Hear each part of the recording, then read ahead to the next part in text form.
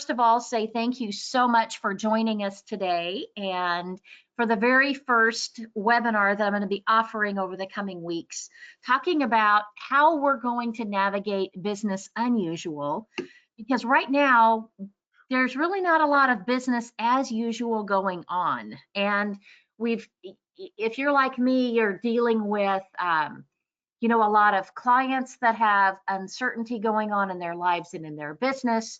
You have friends, you have family. And I think the only thing static about right now is the fact that we're all in a mode of change in some way, shape, or form. And what I'd like to do with this webinar that we're doing today, and that I'm going to be offering every week, is give you just a little bit of advice and guidance based on my own experience that I've had in adjusting to remote work.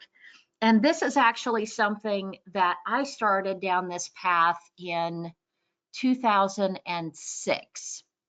So I've been working remotely and homeschooling my kids since then. My kids actually have homeschooled basically their entire school career, for lack of a better term. It started with my son, who is 28 now, when he was in kindergarten, and he was all the way through, of course, graduation. And then I have a now 21-year-old, and then a 17-year-old and a 12-year-old.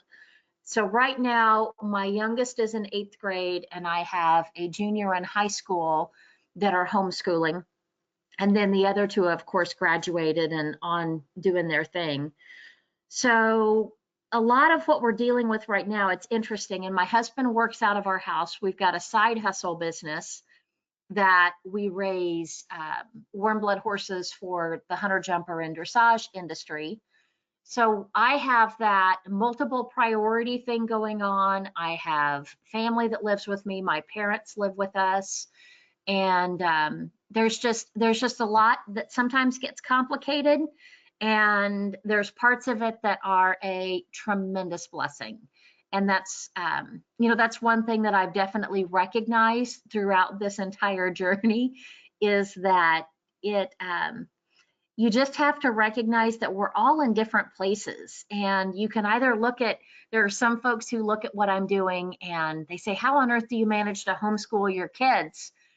And it's because I really don't do most of the work with homeschooling my kids. It's done by my mom, who was my school teacher when I was growing up.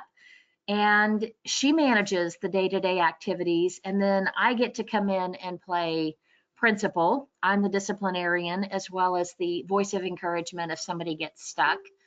I am definitely not the math tutor. I do like writing, so I end up helping a lot with the grammar and the English side of it. And then, of course, history. We've got a history buff in the house that you ever want to know anything about any of the military action that's taken place throughout our history.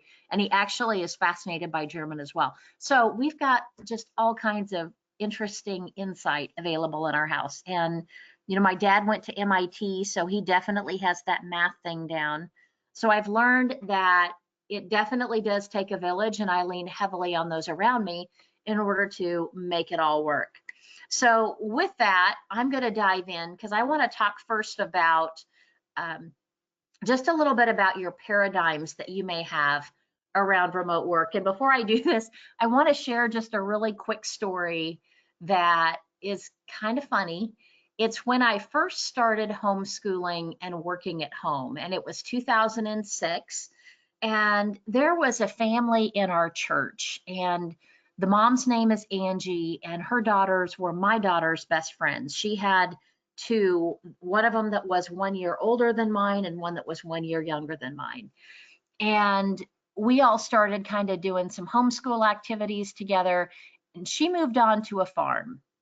And she had been, it's funny, I laughingly refer to her as the Stepford wife, because if you think of Faith Hill in that movie, that's the perfect description of Angie. I mean, beautiful, blonde hair, makeup always perfect, always immaculate. And every time you looked at her, you just always were wanting to check and make sure you didn't have any spinach in your teeth, because she was just always so perfectly put together. And it was funny because I remember when she moved out to the country, I thought, okay, now we're going to get to see who Angie really is. Because of course I live on the farm, and I don't know about you, if you've ever lived on a farm before, you will understand that there is a battle that you fight every single day, and it's all about the dirt and dealing with dirt. And there's just this layer of dust that as soon as you dust, it's like there are these little dust soldiers that are running back in order to settle right back where you've just cleaned. And then of course, now we're in mud season. So we've got probably a foot of mud in some of our different pens out back that the horses are in. And every day that's kind of just the battle that we face. So of course I'm thinking, yeah, now we're going to see what it's like, because Angie had moved from a house that could be easily featured in an architectural digest in Johnson County to this farm just north of Weston, Missouri. And it was funny because we placed one of our horses with her so that their kids would have someone to ride. And, they had a farm, and we had an old horse that was retired. She was 20 at the time. And we retired her, and of course she had a lot of good years left, and we thought she'd be perfectly safe for him to ride, and she was a great horse for him for a lot of years. We just had to she went over the Rainbow Bridge this last summer, so it was kind of a sad day, but she was in her 30s, so she'd lived definitely a wonderful life. But so back to Angie. So we would go up there about every week in order to check on Callie the horse and how the kids were doing. And I would deliberately drive up there at the weirdest times of day in order to try to catch Angie when she didn't have her makeup on. And about half the time my daughter was having a sleepover with them. And it was funny, one time my daughter told me, she said, as soon as she saw the car drive, she had kind of a long driveway. She said, as soon as she saw the car driving up the driveway, she ran for the bathroom to put her mascara on. So the reason I tell you this story, and then when her kids came over here, because it was half the time my kid would be over there and then her girls would come over here, the kids would share, she doesn't always have it all together all the time. And that's one of the things that I learned very early on, is that no matter who you see and no matter how buttoned up they are in their day-to-day life, they're really just trying to make it all work the same way that you and I are. And we may see this perception that someone has it all together and their life works and everything's perfect, but their reality is often far from that. And they're probably dealing with the exact same struggles and challenges and insecurities that you're dealing with. So I tell you that story because I just want you to make sure that you give yourself a little bit of grace, because we're all in the same boat, and we're all paddling just as hard as we can. And sometimes we get stuck and we're only paddling on one side, so our boat's kind of going in circles right here. So hopefully I'm going to help you today with getting a little bit out of that going in circles with your remote work and with navigating in the new normal. Now, I'm going to let you know as I get going, there are probably about 3 or 4 major areas that we're going to talk today. And I'm going to encourage you to just chat me any questions as they come up. And when I share something that you may want to dive into a little deeper than we're going into today, then just let me know, because I'm also happy to hop on a quick call with you and talk through anything just based on my experience and the experience of my clients as they've navigated through some of these same challenges. Now, when I dig into what we're going to be talking about today, like I said, we're going to be talking about 4 primary areas. The first one is I'm going to help you with identifying what your goals need to be. And when I talk about goals, if you think about in your remote work or in your career, in your life, it's really important that you understand what that finish line is and what the target is that you're working for. And the more that you're clear about that, the more you can share that target goal and where you're working towards with others that can help you support you on that journey. And then I'm going to talk to you about where everything's going to fit, because if you're dealing with multiple priorities, you kind of have to think about, so what part of my day is going to go here? When am I going to get this done? How do I make sure that I take care of this? So you kind of have to work through the pieces and parts to it. I'm going to give you some tips on how I do that.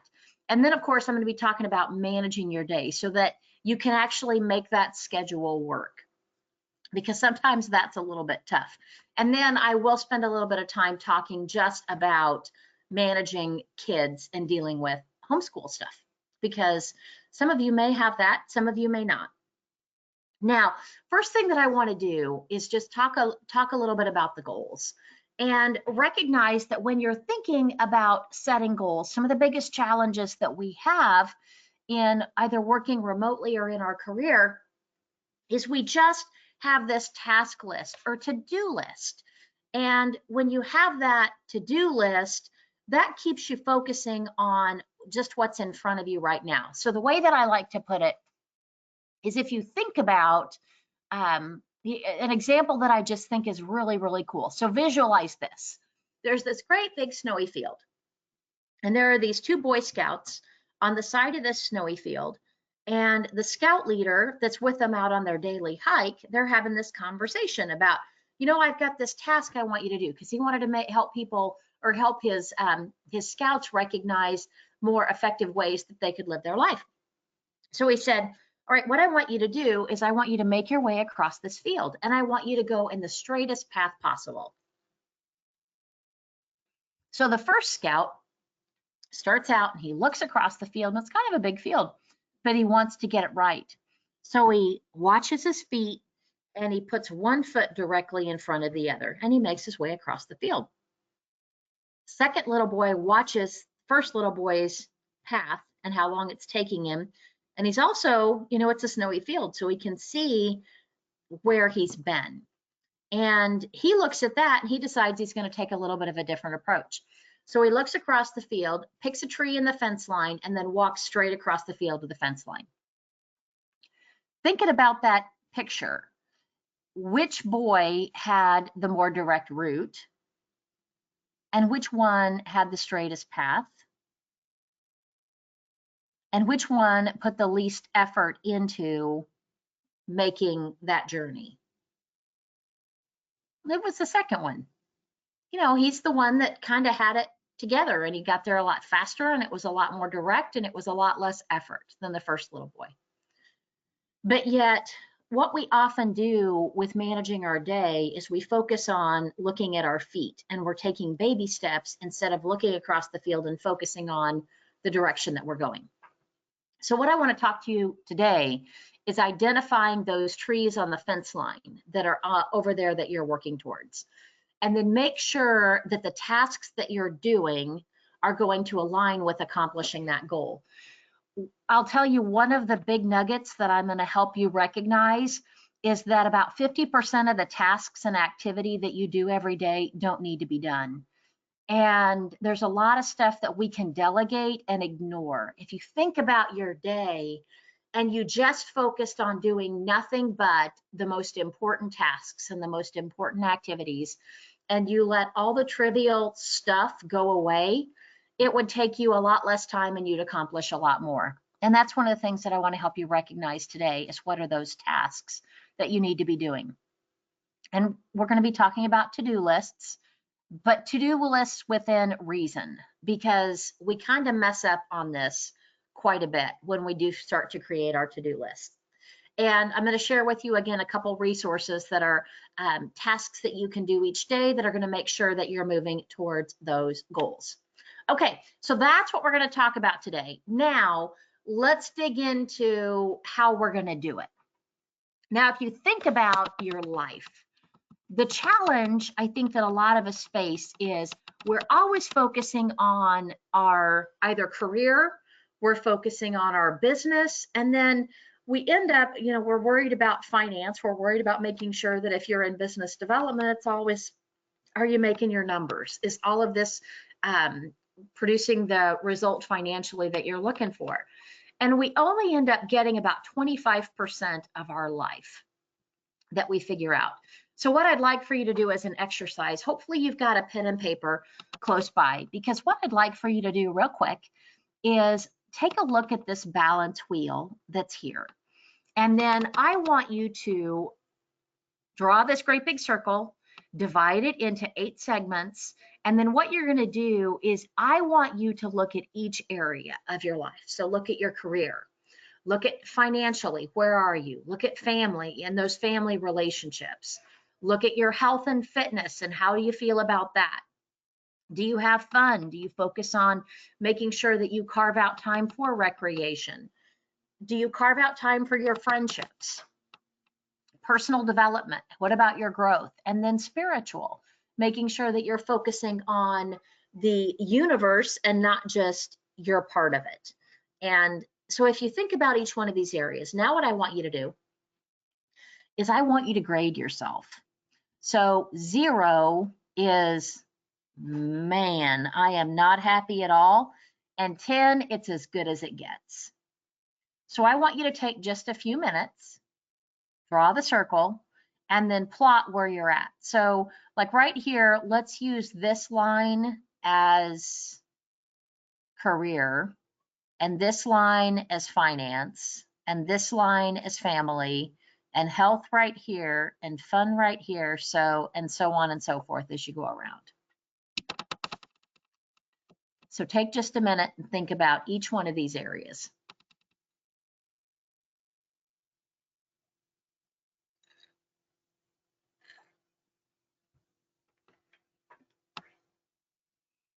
And I've to warn you, I've got a little bit of a dry throat going on because of allergies. So one of the joys is as I cough, I'm keeping my cooties on this side of the screen. So you're all safe. And if you're like me, every time you cough or you sneeze or your eyes water, you get the death glare of why aren't you wearing a mask or staying home? Of course I am staying home. Okay, so if everybody's got your dots in place, oops, let's go back. How do I go back? There we go. As you put your dots in place, now what I want you to do is just like when you were a kid, I want you to play dot to dot. So I want you to move from each point on the wheel, wherever it is that you graded, and then go to the next point, and then to the next point, and then to the next point, all the way around the wheel.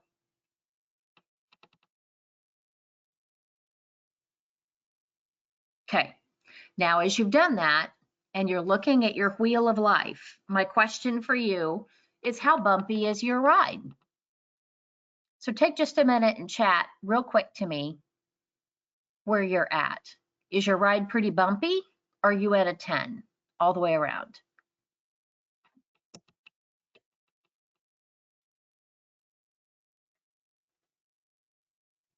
I got a few people responding. Things are just a little bit bumpy, maybe a lot bumpy right now. But what this exercise does for you is it helps you identify the specific areas that you need to pay attention to in setting your goals. I need a helmet. I love it. Oh, this is great. Okay, so this helps you identify the specific areas that you need to be focusing on when you do set your goals.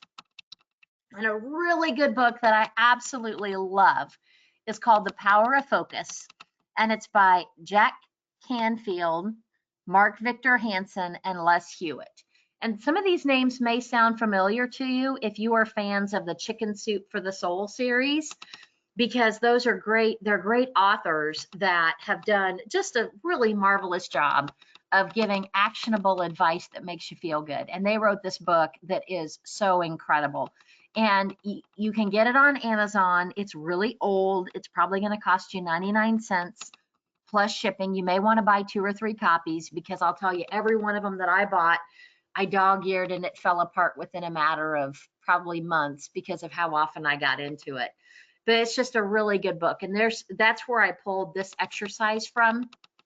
And he's got some really good exercises in there. He, being Les Hewitt, was the primary author of this.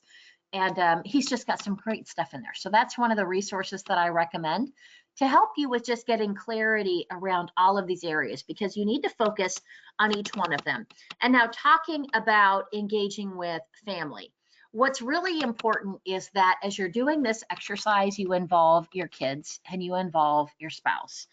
Because what I find is the more you can act as a family unit, and if you don't have a family unit immediately surrounding you, then I encourage you to have friends or your referral partners that are your closest relationships that can just help you to provide that extra accountability to what you need to be doing and when. And I will tell you one thing is that my kids recognize that when we make a family goal together of when I get to this level of production or performance or earning, this is what we're going to do. So there's the rewards that are in place. Then they're a lot more excited about supporting me, to the extent that I've actually taken it to, there's an exercise that's so good that is a 20-point card exercise, and it's from the life insurance industry. And it's where you get so many points per day for each of your activities. And my number is I have to have 23 points per day. And to break it down, you get 5 points for a sale, you get 4 points for a no, you get 3 points for a clear future, a definitive next step, you get 2 points for booking an appointment or getting a referral, and you get 1 point for having a conversation with a prospect. So every day I have to have 23 points, and that helps me reach my production goal. That's kind of my recipe for success. So it's to the point that my kids will ask how many points I've had today. And if I don't have enough, they'll be like, Mom, gotta get with it. And they're there supporting me. So that's one of the reasons why that's really important for you to, involve everybody as a part of this. And then it also just sets really good habits in place for your kids. There's been so many studies that have proven that if you look at the top 10% of the population, there are the one common factor that all of them have is they set goals. So they're really good about that. So I encourage you to adopt that success habit. Now, let's talk about the tasks that lead to the points or the activity that you're going to do every day. What I want you to recognize is that the Pareto principle is one that you're probably very familiar with. You may not know the exact term, but Pareto, there was this philosopher, I think he was from Italy in the 12th or 13th century, and he would talk about the tasks that we did every day. And the other way that you may be very familiar with that term is the 80-20 rule. And that's where you identify that 80% of your results come from 20% of your efforts. 80% of your business probably comes from 20% or less of your clients. And 80% of your problems probably come from 20% of your clients. So what's important is that you recognize that in everything that we do every single day, the 80-20 rule is alive and well. And what I encourage you to do is carry around a notebook with you and log the tasks that you do and how long it takes you to do them. And do this for a while. And when I say a while, I mean like at least a week, maybe 2 weeks, especially as you're moving into doing remote work. Because this exercise of tracking your time and logging it will help you recognize those activities that fit into this trivial many instead of the vital few category. And that's what Pareto talked about, is the fact that we have trivial many that sucks up our time and the vital few that actually lead to the outcomes that you're looking for. So what's important as you're moving into a remote work world is recognizing that your world now is not an 8 to 5. And I want you to think about when you have your optimal time and what's your schedule and what does your schedule need to be. Now, I know many of you on the call are in kind of the HR space, or you're in the sales space, or you're working with business owners that do have that traditional 8 to 5 schedule. And so what you need to do is recognize what are the optimal times during the day for you to conduct your best work. So for instance, if you look at your prospecting and you're looking to get a hold of business owners way back before the coronavirus, you used to want to reach them anywhere from 7 to about 8 o'clock in the morning, because that was the best time that you could call in and actually get to a business owner. So you either wanted to do 7 to 8, or like that 5 to 7 time frame in the evening, because the business owners were there and they would answer the phone, and they didn't have the receptionist or the gatekeeper answering the phone and screening the calls. So you would recognize that there were certain times of day that were optimal for you to do certain tasks. So what you need to think about is if there are tasks that fit into this 20% of the vital few activities, then you start to recognize when is your best time of day. The other thing that I want you to think about is, when are you at your personal best? So one of the big parts of my day now is spending time writing and being creative. And while I would love to be creative at 7 to 8 o'clock in the morning, when I get up in the morning, and I get up in the morning every morning at about 6:30 or 7 o'clock, that's just when my natural rhythm kicks in. That is not my time when I'm my most creative. I'm normally at my most creative about mid-morning, and then also again later in the afternoon. And that's when I allocate my time to focus on those activities, because it's part of my natural rhythm. So what you also need to think about is, for the different tasks that do require that you have some of that creativity or that enthusiasm or excitement. For example, I'm not very good at evening networking events anymore, because if I haven't had a nap in the middle of the day, by the time I get to 6 or 7 o'clock at night, I'm just pretty pooped. And I'm ready to just call it a day and be done. And I'm not really excited about being enthusiastic and energetic and positive and meeting new people. So just recognize that you're going to have your own rhythms, and find the activities that are going to get you the result, and then figure out when and where they're going to fit. All right, now I want you to think about, as we're talking about fitting into that natural rhythm, when you're identifying those tasks that fit into that vital few, what you need to look at is where it all works into your desire zone. Because we have the stuff that we're really good at, we have the stuff that we absolutely love to do, we have the stuff that the world needs, and we have what you get paid for. And then when you look at all of these different tasks, your job is to focus on what's going to fit right here at the intersection. Because the area where everything overlaps is that's when you achieve that state that's called flow, as well as it's very productive and profitable for you to focus your time and energy there. So that's what I want you thinking about as you're looking at those tasks that you're doing.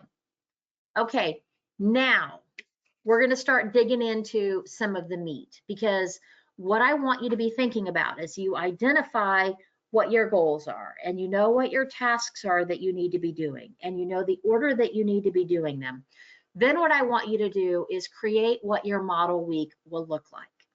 And I'm happy to send you a worksheet that you can plug in and play with the blocks of time that are going to fit into yours. But the very first step that you have to do is understand what those high payoff activities are that relate to, again, those other areas of your life. Now, the thing about managing in our new normal is you have to recognize that you need to be focused in all areas of your life. And don't just think about work and then not worry about all of the other areas, because it's too important for us right now. I think a lot of us are recognizing the importance of really focusing on those most impactful relationships in our life. And it's important for us to spend time with our loved ones and communicate often and be helpful and nurturing and spend time helping get groceries for the neighbor that's a shut-in and really shouldn't be out doing things, and taking care of people in your church that may need additional support right now. Just make sure that you do allocate time for that when you're thinking about what your model week is, and don't make the mistake of being solely focused on what your day needs to look like for whatever your career is. So you identify those high payoff activities. So I recognize that there are some things around the house that I just hate doing. You know, I won't do laundry. And when I married my husband 29 or 30 years ago, however long it was, I think it's 29 years, we had a deal. I said, you know, there are some things in the house that I just am not a fan of doing. I hate doing laundry with every fiber of my being. There is nothing that I dislike more than laundry. I mean, I would clean bathrooms all day long before I do laundry. I just think it's mindless and repetitive and, you know, just not fun. But yet here it's funny. I love cleaning stalls because it's mindless and repetitive. But there's a difference. That involves horses, and cleaning laundry does not involve horses. Well, not normally. So we had a deal. I said, you know, I'll take care of the cooking, you take care of the laundry. And he was good with it. And now I actually have mom that does all my laundry for me. So it's great. And then when mom doesn't do it, I've got teenage kids that are doing laundry now, because it's just not a task that I choose to do. So when I came up with some of those tasks that I'm not a fan of, and if you don't have somebody around that can help you with that, maybe you need to get a laundry service. And that's one of the areas that you outsource it. And that's what I encourage you to do, is find those tasks that are really great for you and then outsource it. Now, I also like you working in blocks of time.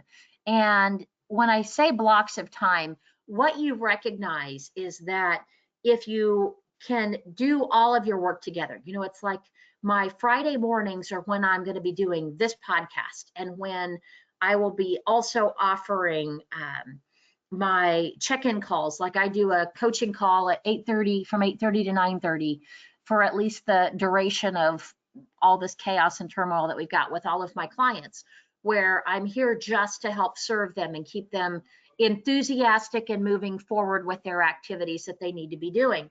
And that's my block of time, because the more you can keep your time together, it allows you to be more productive.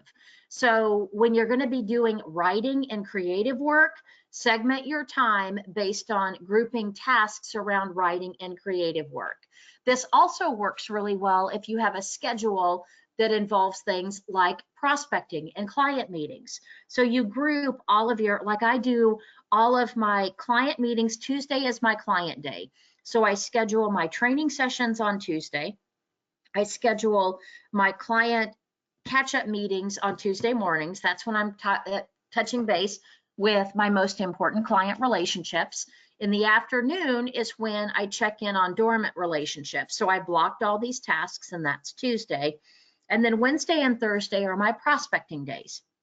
So Wednesday morning is blocked out for face-to-face prospect meetings. And Wednesday afternoon, or in this case now we're doing virtual cup of coffee meetings, but those are meetings that are going to take an hour to an hour and a half, whereby my afternoon meetings, I've got blocked out 15-minute to 30-minute blocks of time for prospect meetings that are my initial discovery call, where I'm figuring things out.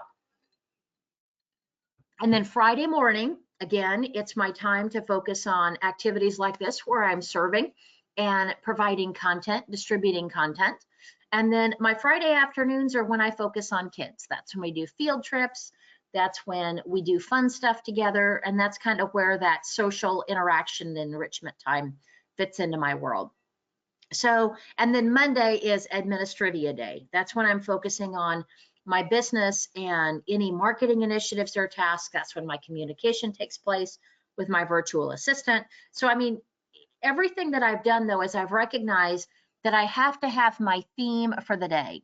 So Monday is administration, Tuesday is client focus, Wednesday and Thursday is prospecting, and Friday is my day for communicating and then going and having fun. And then the other thing that I do is I have a spreadsheet that has my habits of excellence. And these are the tasks that I recognize lead to my best outcomes in serving my clients and my referral partners. So I want to make sure that I share this information and help you recognize that, again, there are certain tasks that you need to be doing in certain times of day that they fit.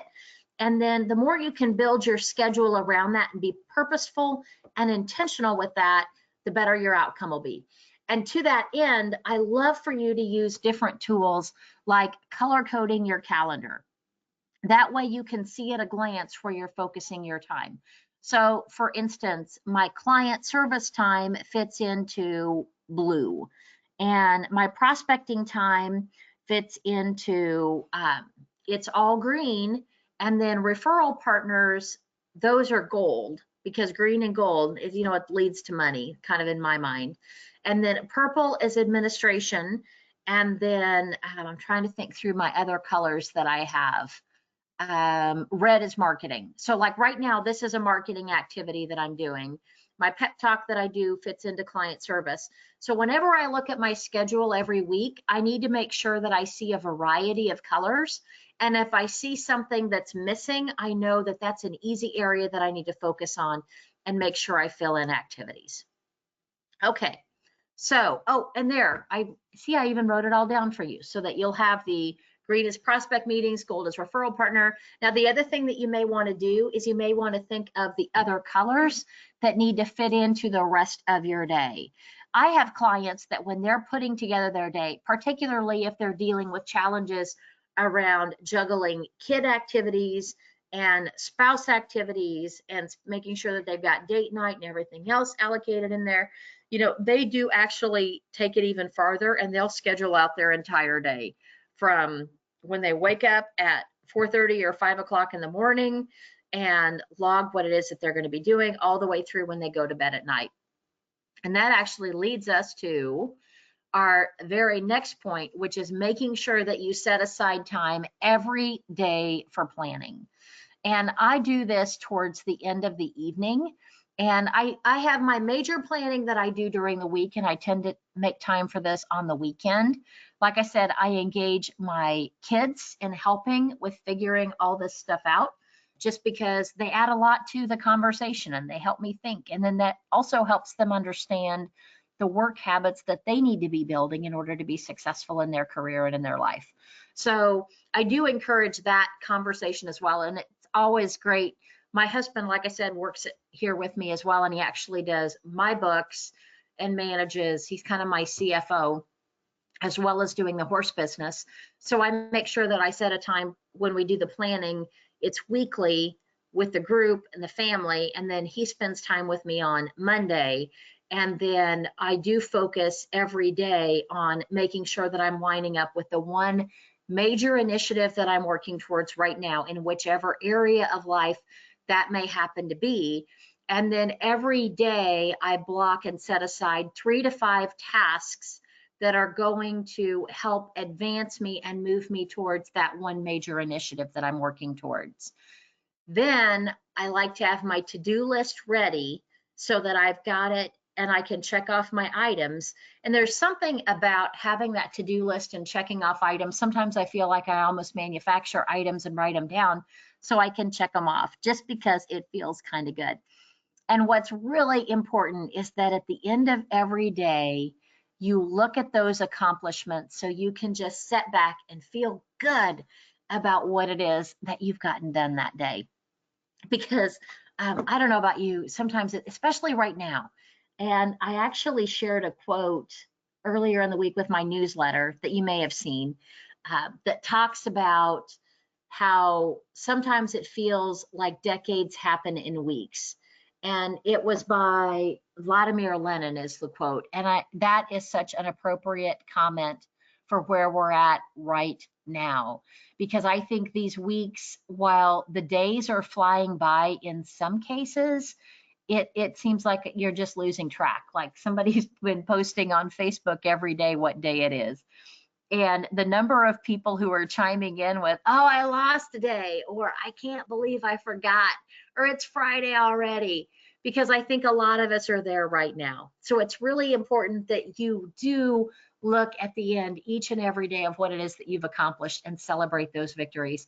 And what's really important is if you are in a spot right now emotionally where you're battling depression or just really struggling to find the silver lining in the clouds that we're seeing right now, it is so critically important for you to take time every day and journal those accomplishments and those positive things that you're seeing, because what you focus on is what you will experience.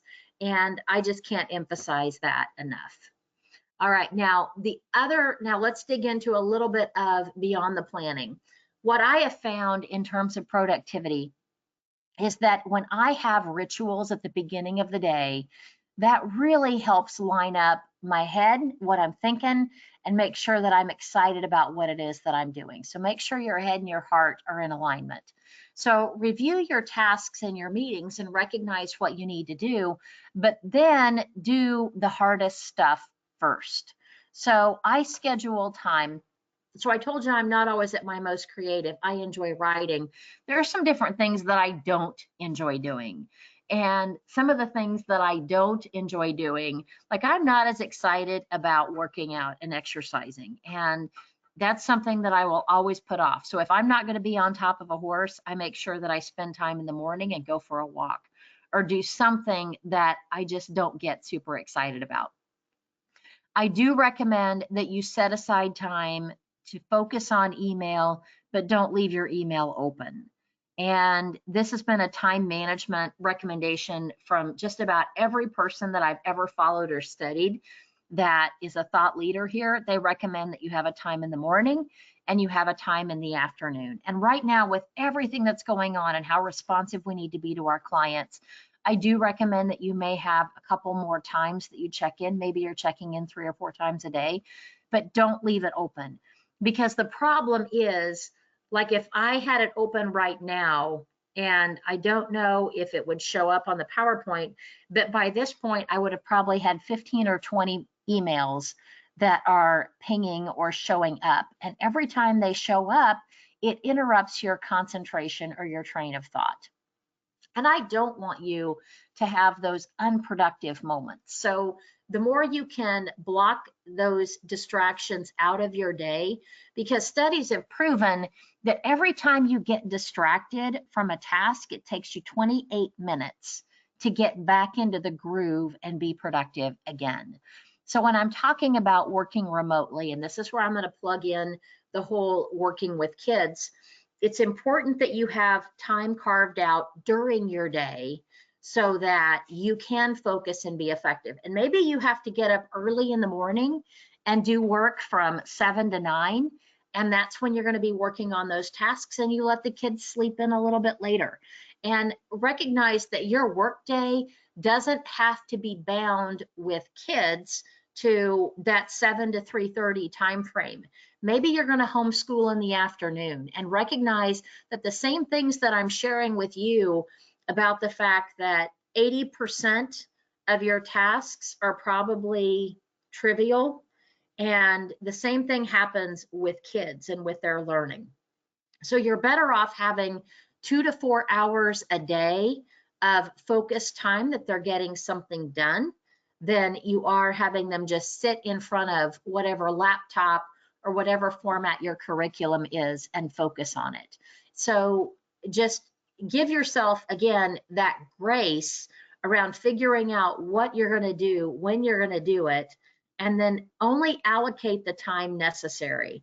And you know, my kids tend to not get up and around until a little bit later. So I don't schedule any meetings until after 8:30. My meetings during the day, I will typically schedule between 8:30 and 2:30, and that allows me to get the kids up and moving and started on their day, and then focus on what I need to. Right now, again, with the fact that I'm not having face-to-face meetings, the schedules can be a little bit more fluid. So the biggest thing is just recognize that there needs to be a routine that you get into and you stick to for a while until you start to develop good habits, and then modify as needed. The other thing that I recommend is that you allocate 30 minutes at the end of your day to wrap everything up and put a bow on it. And when I'm talking about, so if I have my meetings that I do on Wednesday and Thursday that are with prospects, I will typically book meeting after meeting after meeting after meeting. But I will block, if I've got a 15-minute call, I leave a 15-minute block of time right after that call before I schedule my next one. And in that other 15 minutes, what I'm going to do is I'm going to write all the tasks that came out of that call. And then at the end of the day, I leave myself 30 minutes to an hour to do the tasks. So I've got my time scheduled for wrap up, and also so that I can review my accomplishments and just adjust my plan that I'm going to do for the next day. Now, one of the questions, and I have taken so much in terms of time and focus and energy on time management, because this is an area that I really struggle. And it was something that I recognized early that I had to get a handle on. And I did it through actually taking this class on personal productivity. It was probably the best thing that I ever did. And she shared a rule in that class, and it is, you ask yourself if what you're doing right now is taking you closer to or further away from your goals. And if the answer is further away, then stop doing it. And it's so important that you just have something, and maybe you even print this slide out and have it here so that you continue to remind yourself.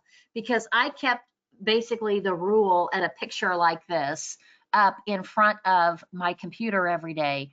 And it really helped me stay focused on what I need to be focusing on and not getting distracted.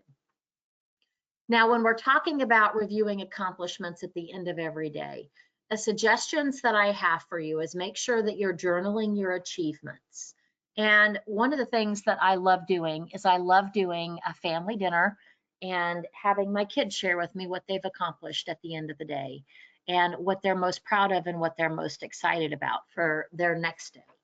And then I also want to make sure that I get my tasks scheduled. Like I said, I go back and look at what it is that I've got and determine if I need to make any changes or, mix things up a bit with what I'm going to be doing. I communicate with my support team. So I have a virtual assistant. I'll send her emails at the end of the day about what it is that I need help with the following day so that she can be productive with her time as well. Recognize that while I'm telling you to be very productive and focus on productivity, you want to do the same thing for others around you and make sure that you are supporting them in establishing and performing good work habits just like you are you. So email is a really good tool for that. So rather than calling and interrupting someone, you now know that if you interrupt a task, it takes them 28 minutes to get back to what it was they were doing as well. And it's not a 28 minutes in terms of like switching gears, it's just how long it takes them to get their mind back to where they are focused and as into that task as they need to be in order to be their most effective. So that's why I love sending emails, and then people can fit it into their schedule. I also schedule time for social media check-ins towards the end of the day. And that's really important if you have a business that's communicating with people via social media, and lock down the amount of time though that you're going to do this. Don't spend hours on social media. Give yourself 15 minutes or 30 minutes. Like I'll typically allow 30 minutes on LinkedIn and 15 minutes on Facebook. And you really don't need more than that. And I find that if you spend more time than that, you're just going to get worn out and depressed.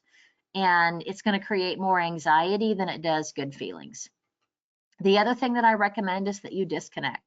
And I know that's so hard right now. And disconnecting, you don't want to disconnect from the people that are the most important to you, but being available to clients and professional colleagues 24/7 is not a good strategy.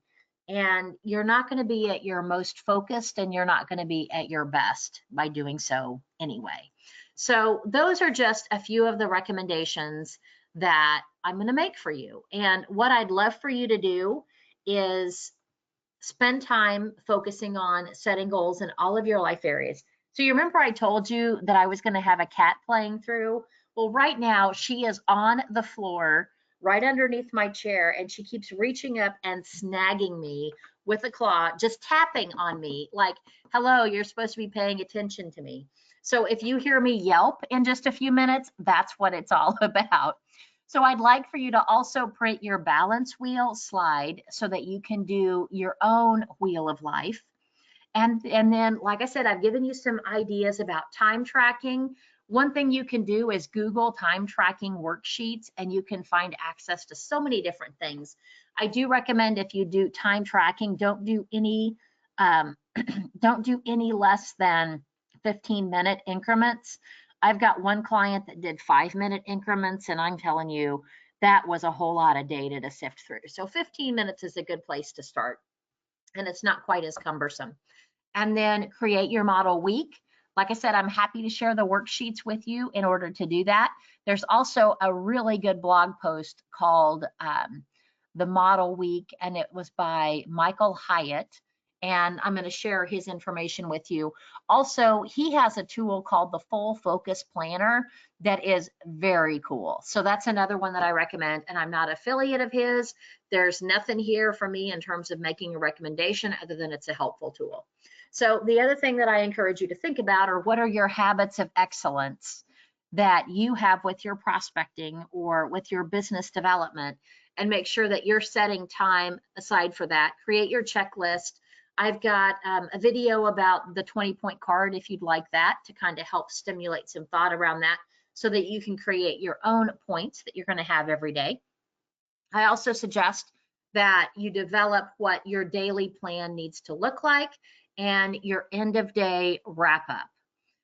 So here are some of the resources that I would absolutely love to share with you. And like I said, we've got the Full Focus Planner by Michael Hyatt. There's also a blog post that I'll share with you that can kind of help you with figuring out that whole life margin question that is always a big one, especially right now for you.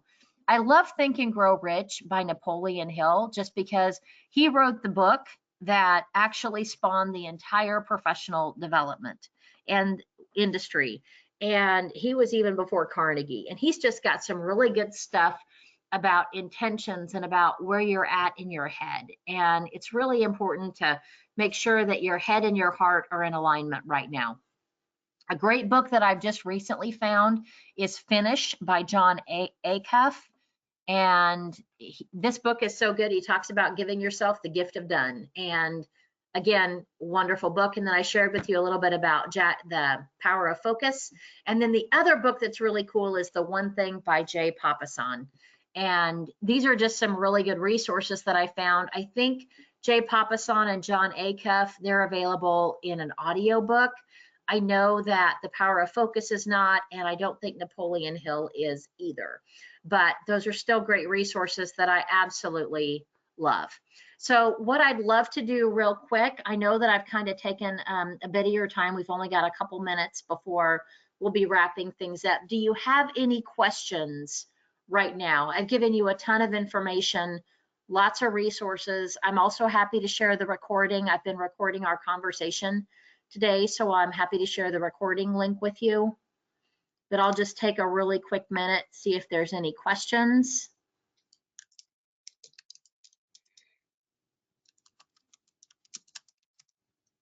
I know it's kind of when you get stuck on the spot with, what do I do?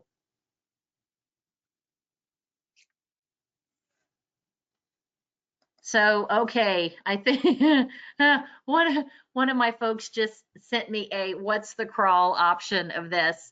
So I have a tendency, I basically give you a ton of information. And the way that you look at this is you can either go all in and do everything, or you can start by taking baby steps, or think about it like a crawl, walk, run strategy. So what I would encourage you to do is start the crawl is by starting to read some of the books, listen to the podcasts, listen to the thought leaders in this space that are going to help you with being just, again, shifting your mindset and creating those great habits, the things that you need to be focusing on. So that's really a good place to start. The other place that I recommend that you start is with setting the goals, because I can't emphasize enough how important it is for you to really gather your circle or your tribe of people surrounding you and just get everybody in alignment on what we're doing right now, and make sure that you don't approach life as a I'm in it all by myself. Pull the people together that can be as helpful for you. Well, just make sure that they know where and how they can help you, because all too often I think we forget that they love us and they want us to be successful, and they're here to help us and support us. And there's no badge of honor in just being busy.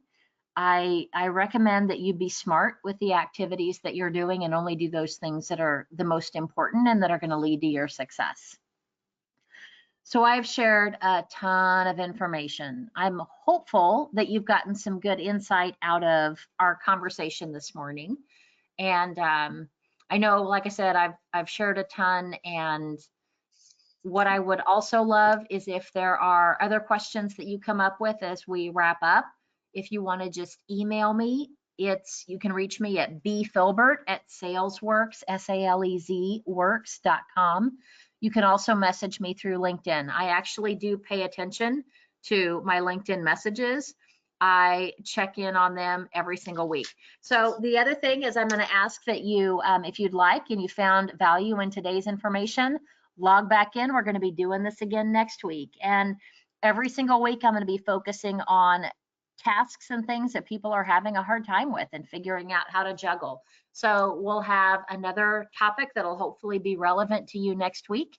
And I'll also be publishing what the topics will be as we get everything finalized. Right now, I'm having a whole lot of questions and conversations with my clients and recognizing what their needs are. And then my content's going to be based on that. Now, the other thing also that I will ask that you do is, if you found value in this, share the recording, and then also share the invitation to come back next week, because it was really a lot of fun sharing this information with you. And hopefully I made your day just a little bit better, and you'll be just a little bit more productive next week. And I want to leave you with one thought, and that's this: to get what you want, you must help others get what they want. So I hope you have a wonderful day, a safe weekend, and I wish you good selling. Take care and goodbye.